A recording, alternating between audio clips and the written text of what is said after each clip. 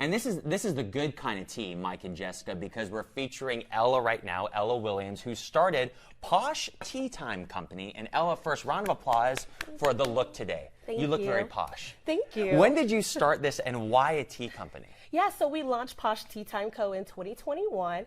I think you could say we're probably one of those products from the pandemic. Yeah. I realized there was a need for people to gather, have intimate tea parties, and I began hosting them in my home. I love to cook and bake. I've always been passionate about etiquette as well as tea, and I wanted to combine those passions. I'm a former foster care youth, and I just thought it would be important to start a business that has a mission where we can also give back to our community. Your community. Listen, you're with the right person this morning, and this is really cool because your business model, you have a mobile business, correct, where you can go different places and meet them where they are. Yes, we are currently mobile. We've been mobile since we launched in 2021.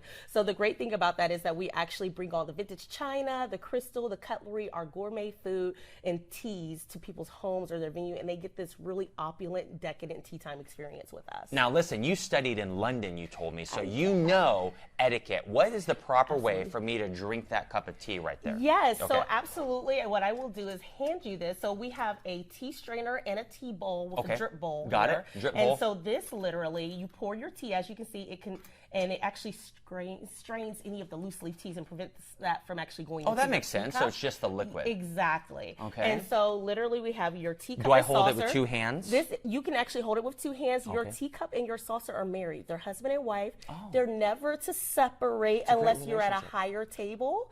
So if you're standing, you would hold your teacup in your saucer as such. Your demi-tasse spoon always goes to the right. Always to the right.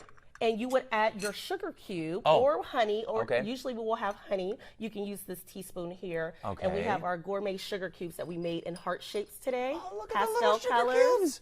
Super adorable. I can't remember the last time I did tea. This is fantastic. And I do, before we go, want to talk about, you have a brick and mortar opening up, right? Yes, we're really excited. We just recently announced that we're going to be opening our first brick and mortar location right outside of Bexley. So it'll be 2918 East Main Street this summer.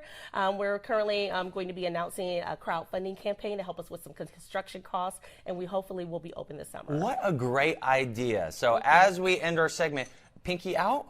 Absolutely not. Oh, that's a from the faux pas. cartoons. Dang it! It's a faux pas. It was actually a way for the commoners to mock the aristocrats. So this you is want to this was keep that- throwing the shade originally. Exactly, like- throwing the original Real Housewives, okay? So you grab your thumb, your index finger, pinch and hold your teacup, finger in. Am I making you proud, Jessica? She's our local royal etiquette queen. Yes. Jessica?